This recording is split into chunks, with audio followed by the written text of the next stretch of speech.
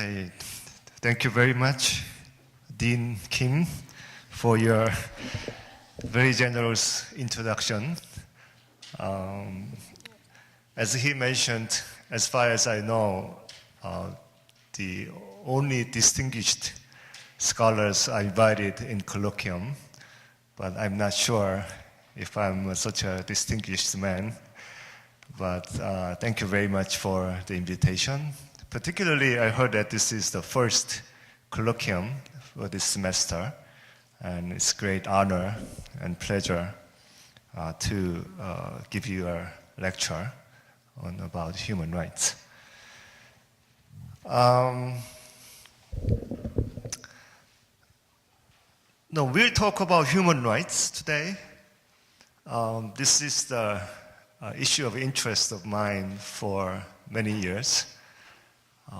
Almost 20 years I've been thinking about human rights, do research on human rights, and also as an activist, I have participated in various kinds of advocacy related to human rights. So I'd like to share some of my ideas and some of my thoughts about human rights, particularly focusing on Asia. There are basically two questions that I'd like to propose today.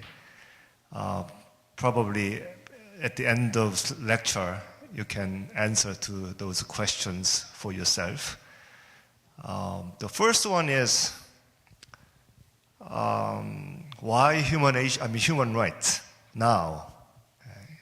It seems like more people are talking about human rights. More people are interested in human rights. More people are working in the area of human rights. More scholars are doing researches on human rights. I'm personally very curious why human rights became the important issue in 21st century. Related to that question, second question is about the human rights in Asia. Because Asia is known the only region where there are no regional level human rights protection mechanisms. Okay? For example, in Europe, in Africa, in America, there are regional human rights regimes, but not in Asia. So I'd like to ask you and think about why we don't have it and how we can establish such a regional human rights mechanisms. Okay, those two questions are proposed. First of all, let's see what's a situation in Asia. And just wrote down the problems of human rights. There are more human rights violations in the region of Asia than any other part of the world. Okay? There are more people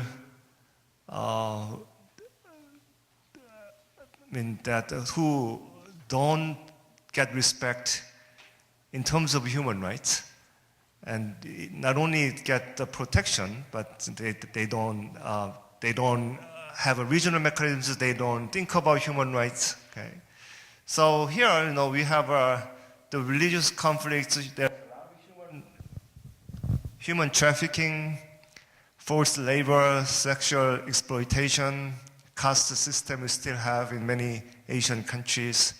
There are refugee problems. And there's all kinds of human rights problems in Asia. Okay. Then we will further discuss about Asian human rights. But before that, I'd like to give you a very basic human rights lecture. First, basic properties of human rights. I don't know how much you are interested in human rights. I said more people are interested in human rights now. That means, as a student of Graduate School of International Studies, I do believe many of you are interested in human rights. Let me ask you one question. How many of you here read Universal Declaration of Human Rights? You know the Universal Declaration of Human Rights? You know what that is? How many of you ever read that 30 articles of UDHR? There are three students here. Okay. It's such a shame. Okay, so I have to give you a very basic human rights. Okay, I talk about, right now here, the universality, inherency, indivisibility. Okay. Many people say human rights are universal. Okay. As written in Universal Declaration of Human Rights, it implies human rights are universal, meaning that everybody, every single human being has same human rights wherever, whenever. Okay? So wherever means whether you live in Korea, you live in Africa, you live in Latin America, everybody has the same human rights. And whenever, okay, whether you live 18th century, whether you live in 21st century, as a human being, everybody has the same rights. Okay? That's the meaning of universality. Okay? That's actually controversial. Okay? Because many people think that different cultures have a different ethics, different moralities. So human rights can be different. And human rights in 18th century is different from human rights in 21st century. Okay? We used to have slaves in 18th century, but we don't have it. Okay? Women didn't have voting rights in 18th century, but now every woman has voting rights. How can you say it's the same? But on the other hand, as a human being, okay, in principle, should have the same human rights. Okay? But it's controversial. I will discuss more about universality of human rights in later part of the lecture, but that's the meaning of universality. So the human rights guys, human rights people, firmly believe that human rights should be universal, if not universal now. Okay? And inherency, you have a human rights from birth, from your birth. Okay? You are born with the human rights. Nobody give you human rights. You just have it. It's given. Okay? It's different from other rights. Okay? When you have a rights as a Korea University student, okay, president of Korea University give you a right to become a Korea University student. But in case of human rights, nobody gives you a right. Okay, so you say inalienable. Because it's inherent, nobody can deprive your rights. It's inalienable. That's another the principle. And third one is actually it's very important in my opinion, is indivisibility. There are many kinds of human rights. For example, we have a freedom of speech, voting rights, we have a right to food, right to health, right to education. There are various kinds of human rights, but those human rights are interdependent and cannot be separated. Any human rights is more important than any other right. So it cannot be separated. Indivisibility cannot be indivisible. Okay? This one is also controversial. Okay? Because there are some conflicts among the rights. For example, these days we're talking about the putting CCTVs on the children care center. Right? There's a big issue in Korea. because some teachers are abusing the child, so it's an issue. But putting CCTV in working place is a violation of privacy.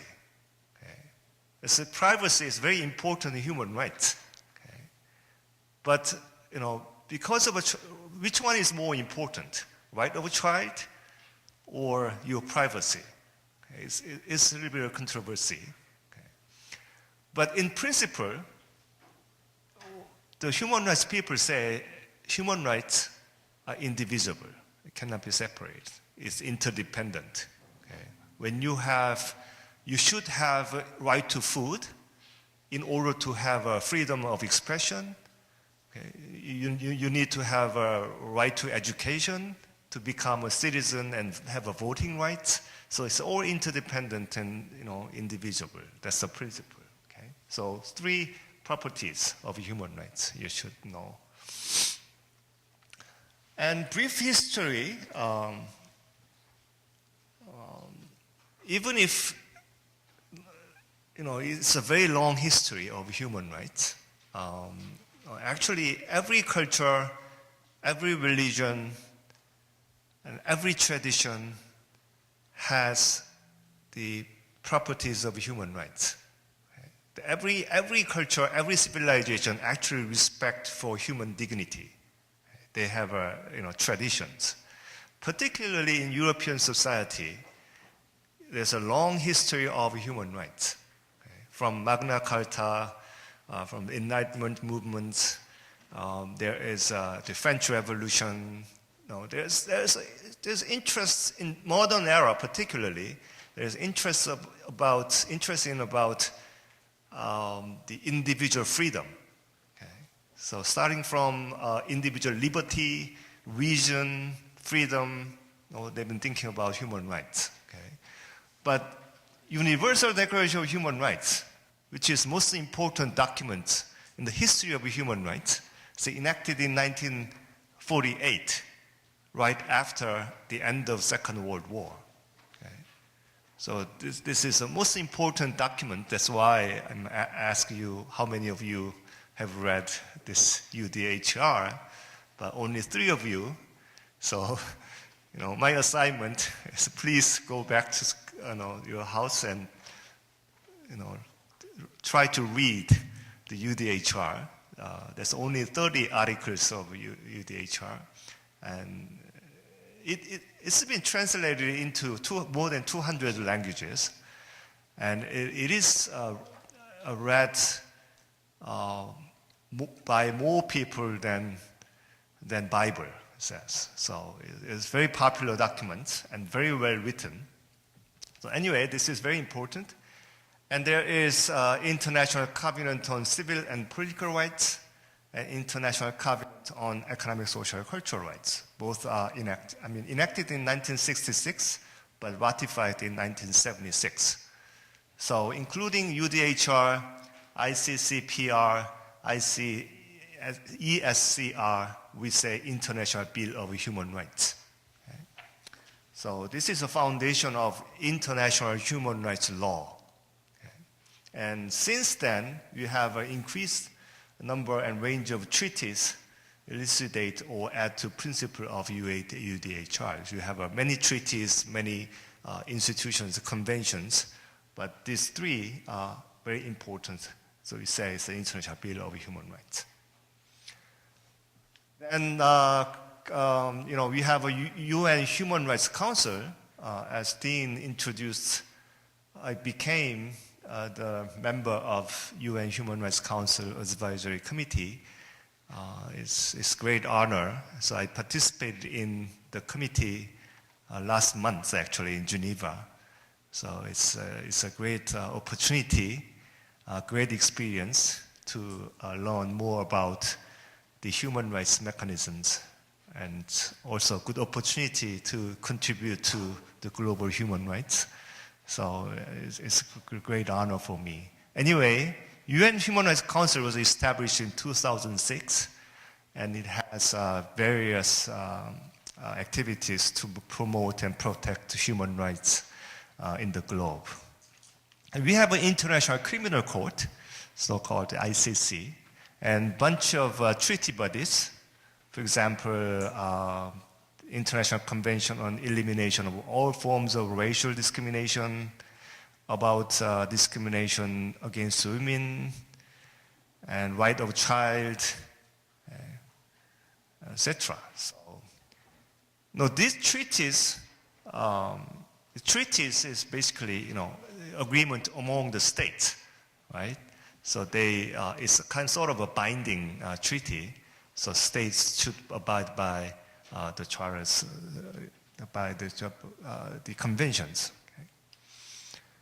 Then, even if we have well-established international human rights regime, at the same time, there are various kinds of regional human rights regime.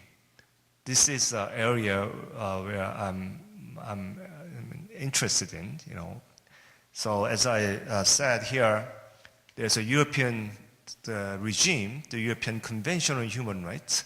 There's a European Court of the Human Rights. And we do have American Convention on Human Rights, African Charter on Human and People's Rights. And also in the Arab League, there's an Arab Charter on Human Rights, even if it is not very well established, but still have it. But in Asia, it's the only reason where human rights regime is not established. So how can you make it? If you think it is very important, Asia is a serious area where there are too many human rights violations, then we need to have a regional level protection mechanisms. Then how can you make it? So that's the issue of my interest. Okay. And I said here, formation of human rights protection mechanism in Asia at the state level can hardly be established. Okay. So, okay, I will speak about later more. And here I briefly want to talk about national human rights institutions. ICC, this ICC is not the International Criminal Court. This is the International Coordinating Committee. International Coordinating Committee for National Human Rights Institutions. One of the recent creative mechanisms that the global human rights people created is a national human rights institutions. The ICC was established in 1993. Then, since then, there are increasing number of national human rights institutions, meaning that each state has their own human rights institutions, which is independent, which is taking care of human rights issues of each country. So it has huge contributions to the global human rights improvement. There's also APF, Asia Pacific Forum, which are also Association of National Human Rights Institutions in Asia Pacific area. Let's see. There are a bunch of national human rights institutions in Asia. Okay. Most Asian countries, I think, they do have now the national human rights institutions. Okay. And you may wonder why we still have so many human rights problems when they do have human rights institutions at the national level. Okay. A simple answer is that they do not work very well. Right? But those who argue for the national human rights institutions, because of the establishment of national human rights institutions, human rights became better, okay, than without.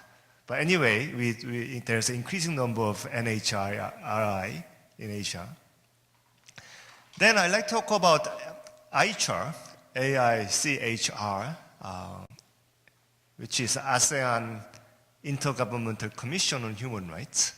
Yes, we actually do have the regional level human rights mechanism in Southeast Asian countries, which is ASEAN, right? The purpose of HR is to promote and protect human rights and fundamental freedom of peoples of ASEAN. And their discussion started in the 1990s, and 2007, there was an Asian Charter was adopted.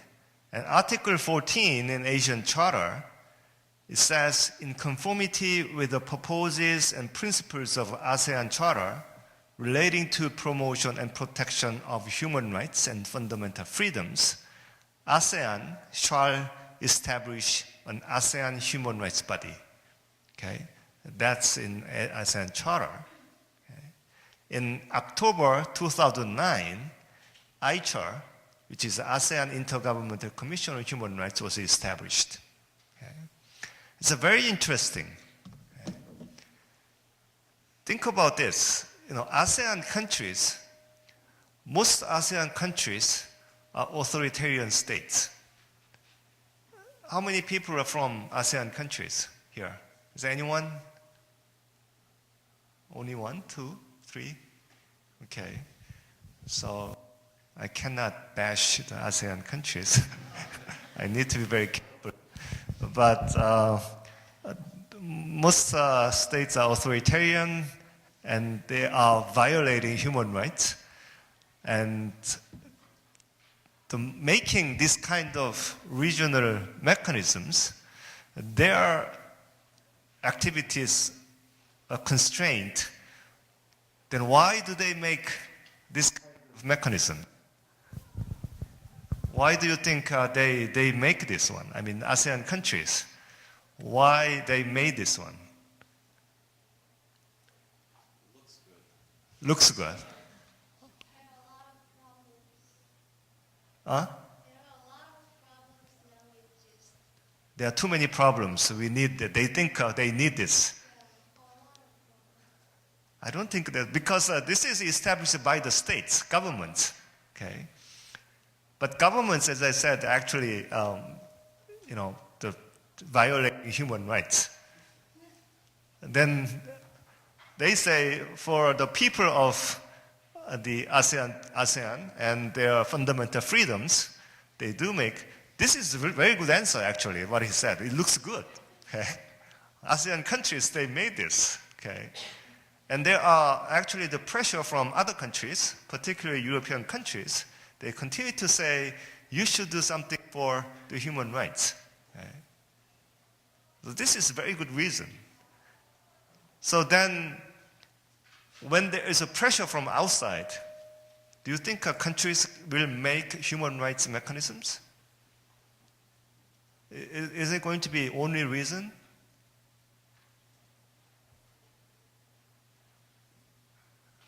Think about it. Okay, let me ask you another question. Many people these days interested in the international development cooperation. I know many of you are planning to major in international development cooperation here.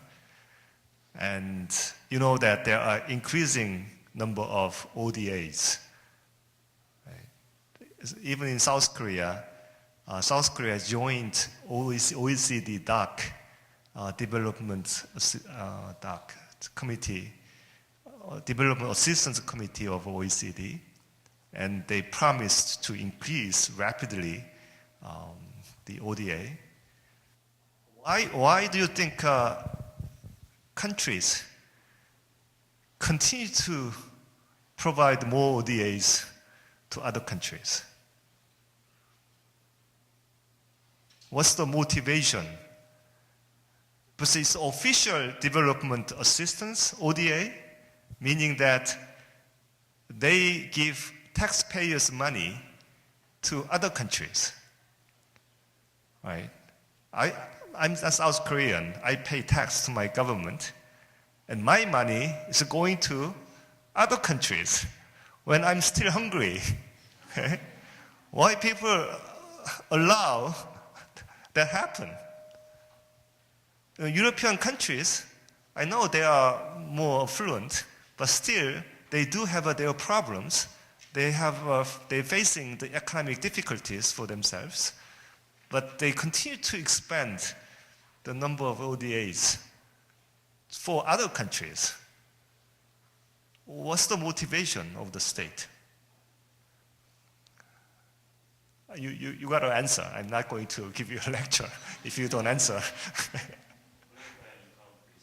Political and economic reasons. What kind of political reasons? Politically, they bonded together. Maybe they believe they go together with other countries from others.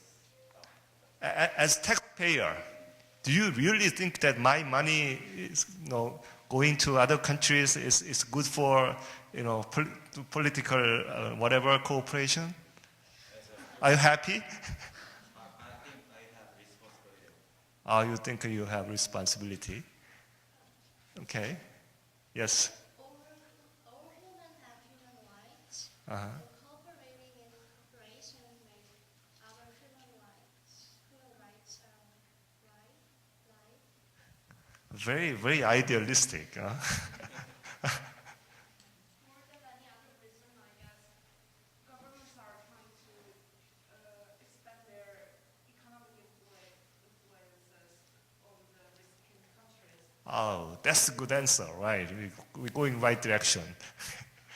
So they are concerned with their national interest, right? So by providing ODA to a particular nation state, eventually we can get more economic benefits from that country. Okay? So for South Korea, for example, Korean government, in terms of a national interest, it will benefit Korean interests eventually. So they continue to increase. Okay, that's one of the reasons, but not all of them. Okay? That's one of the motivations. Okay? But that doesn't explain everything. Okay? Because in many cases, they continue to provide unbinding multilateral the donations, ODAs. So national interest calculation is not the only reason. Okay? Again here, there's a pressure from other countries. Okay?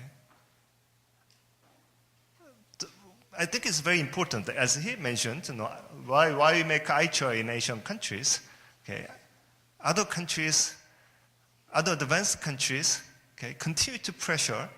Okay? So we have to do it. So Korean case, we as a advancing economic country in Korea, they do have a responsibility.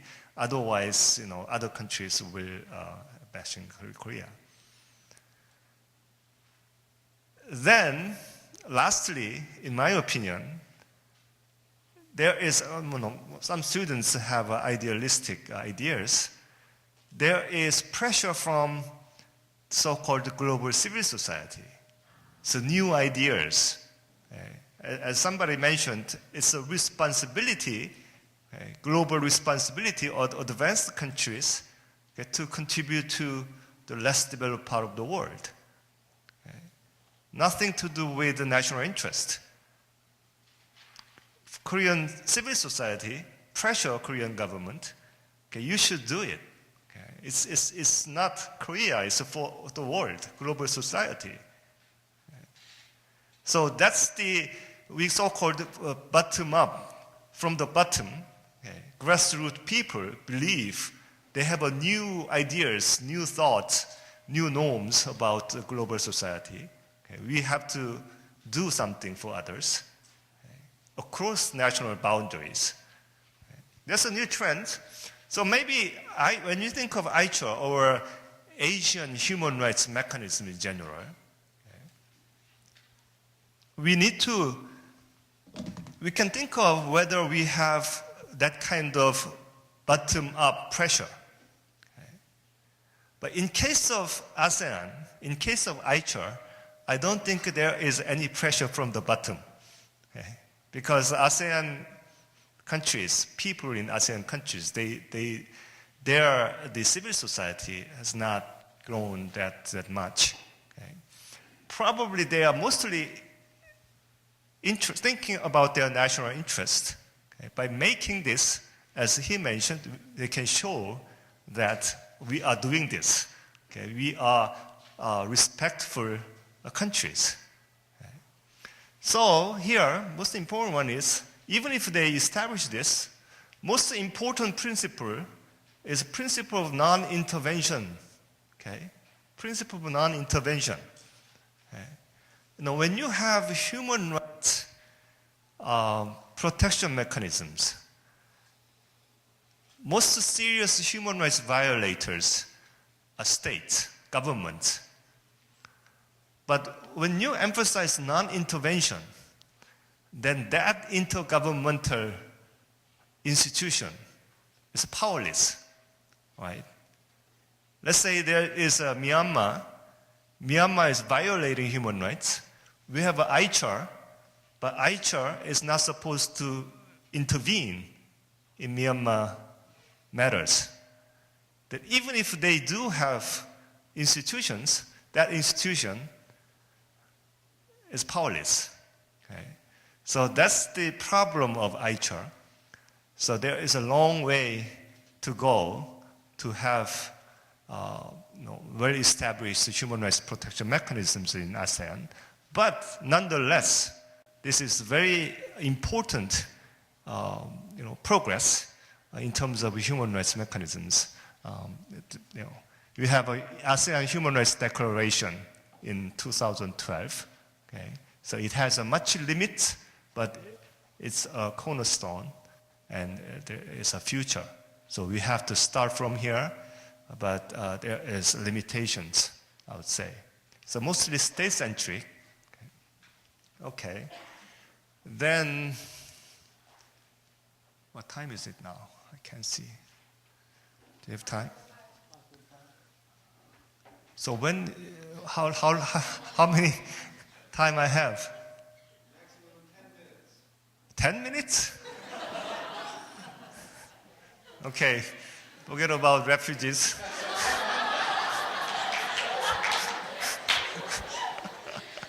Move toward. I just want to say this. Okay, here, in terms of refugee, most people think that there are more refugees in Africa.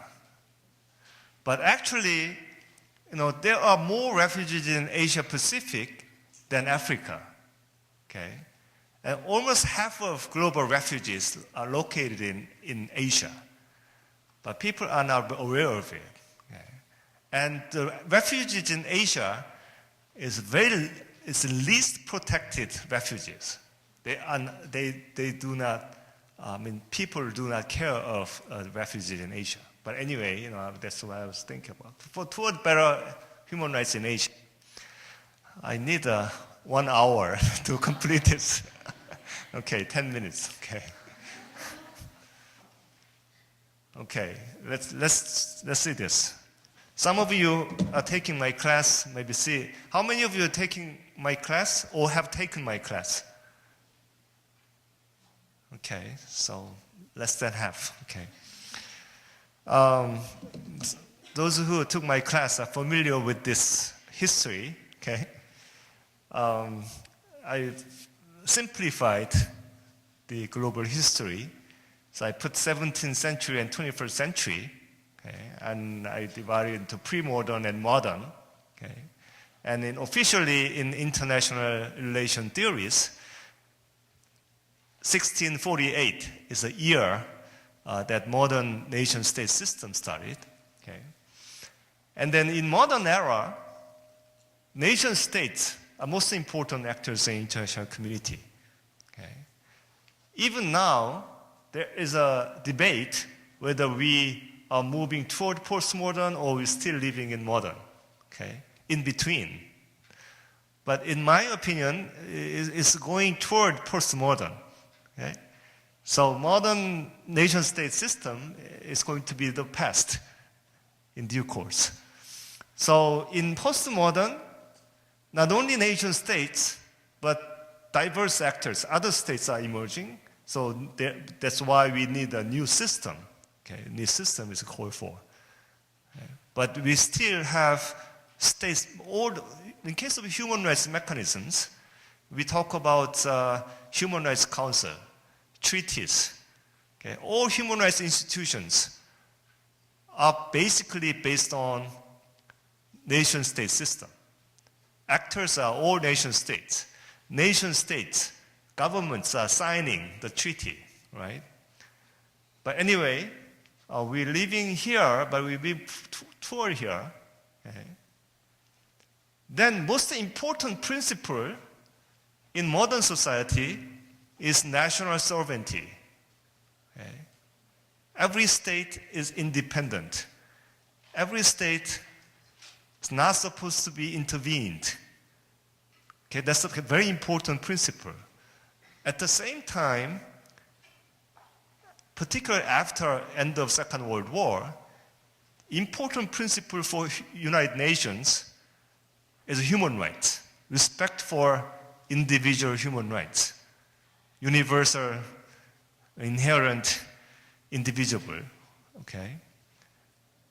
But then what happens when there is a human rights violations in other countries? We have to respect their sovereignty, or we have to respect human rights. Okay.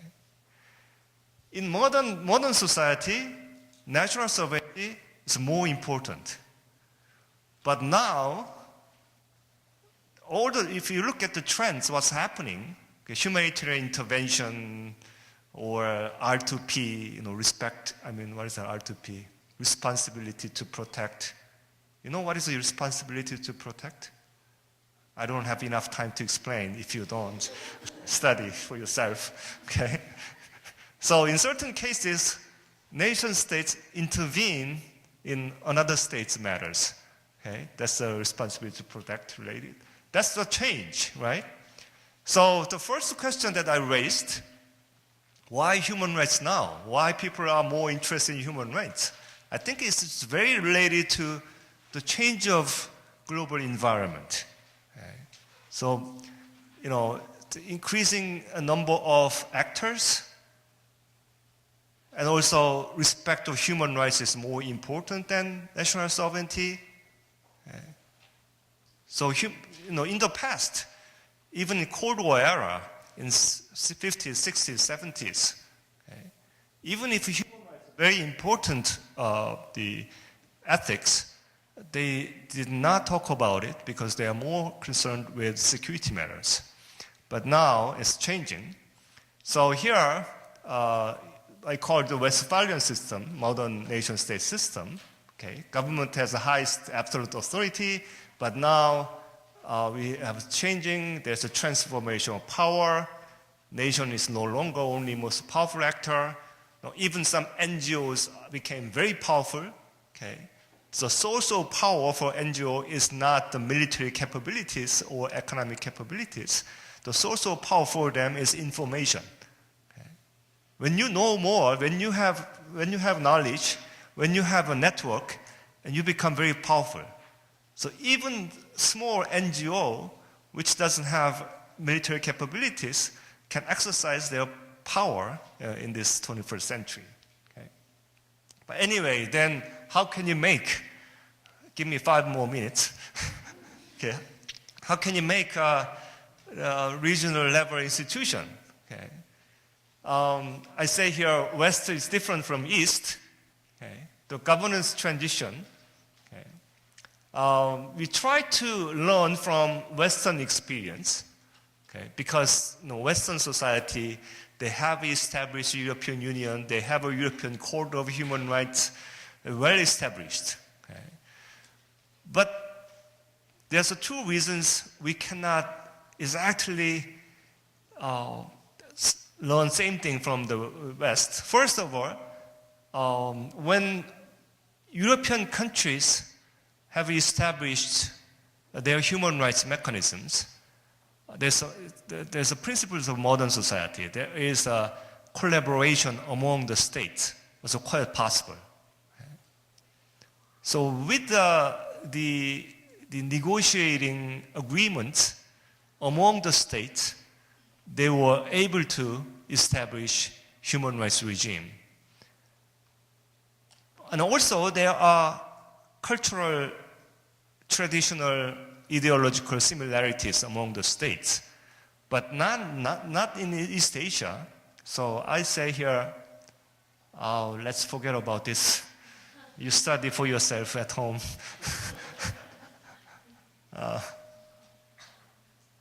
Okay, actually this is important. Let's say this is a mono-hub network, multi-hub network. It's a post-hub network. This is empire, for example, Rome Empire. So Rome has only sovereignty. All other actors are dependent on Rome, right? This is empire system. This is nation-state system. Okay, there's a hub, government, okay, and all other domestic actors are dependent on government. International is relations among the governments, right? This is the modern era. But now we don't have a hub, 21st century. Okay? There is a government, but many actors, regardless of their governments, they are interacting with all different kinds of actors. Okay? That's a post-hub. So here, this post-hub, we're moving toward post-hub here in post-hub. Not only states, individuals, international organizations, private corporations, they are interacting. Okay? Meaning that they are participating in making new norms of new system. Okay? So when you think of human rights regimes or human rights institutions, you should forget that only states can make it. Okay? Because we're living in different environment. European societies, they do have a human rights mechanisms made by through the cooperation of nation states, governments. But we cannot do it. We don't have to do it. Okay? Other actors like NGO can participate in making regimes. Okay? There's a change. There's a fundamental change going on, okay, in global society. Okay? And there are many cases, in fact, that NGOs are contributing to making global norms. Okay? I don't have enough time to explain it. So, Western entity of governance, so we think the states interact and they make some institution. This idea. That's what has been done so far. UN mechanisms. UN is members of UN are states. Okay? Non-governmental organizations are not a member of United Nations. Okay? So European Union members are states, European Court states. Okay? That's what we understand. We know, right? But in East Asia, we are different. Okay? We are living in different international environment. Our traditions are different. Okay? So we have to go through the different paths. Okay? So, this question, second question I raised, how we can make regional mechanisms in Asia, actually answers up to you. I cannot provide complete answer. But one thing is, East is different from the West. Okay? And because of change of international global environment, political environment, okay, we have to concern with other actors than nation states in making the global norms and regimes. Okay? So I cannot explain all those breaching social capital, etc. But what I'm trying to say is so-called bottom-up approach important. Okay? So role of NGOs is going to be important, and awareness, education, communication, okay, through the diverse actors are extremely important in this global and also regional level. Okay. So I have established a human rights NGO in 2006 called Human Asia, and I hope I hope you show more interest in my NGO. Human Asia has the collaboration with GSIS, and we have various activities together, particularly education program. One of the things is, actually next Monday, we do have the human rights the workshop in third floor, but that workshop is conducted in Korean, so English-speaking people cannot participate. But every month we do have a workshop. And also one announcement is in July 30th, in the summer vacation, July 30th and 31st, Human Asia offers Model UN Human Rights Council Universal Periodic Review. Okay. So it's a sort of a competition. The students participate, you can apply for that competition. So each country, we take care of North Korea, South Korea, Japan, and China. And 12 students will compose one representative of one state. So 48 students will join in the competition. So we do have actual UPR, Universal Periodic Review. If you don't know UPR, maybe most of you don't know about UPR. You have to study what that is. Anyway, we do have a very interesting model UPR in July. So I'm not supposed to advertise in the lecture, but for the education purpose, I think it's a great opportunity, so I'm explaining. Anyway, I established Human Asia for fundamental goal of Human Asia to establish the regional level human rights protection mechanisms. Okay? And I do believe, as I briefly explained, there's a lot of role that NGO can do in making human rights regimes. So that's why I'm doing it. And the activities is not just making voices, but it includes humanitarian aid, education, advocacy, and various issues. So, in conclusion, global governance, when you say global governance, it's related to declining state power provides non-state actors with power and opportunity to show their interests, increase power and influence of non-state actors. Okay, that's the conclusion here. Then, as I said, if there's a top-down by the government and there is bottom-up process, and human rights regime in Asia needs to be established through bottom-up efforts of NGOs. Okay, that's my opinion. And there are more slides, but I know we don't have time, so you can read for yourself. And I'm briefly talking about Human Asia. You can look into our webpage. If you type humanasia.org, we do have advocacy and campaign, field research and humanitarian aid, and human rights education and training programs. So I hope you can join all our activities. So I have to stop here. Thank you very much, Dean, again. Yeah, thank you very much for listening.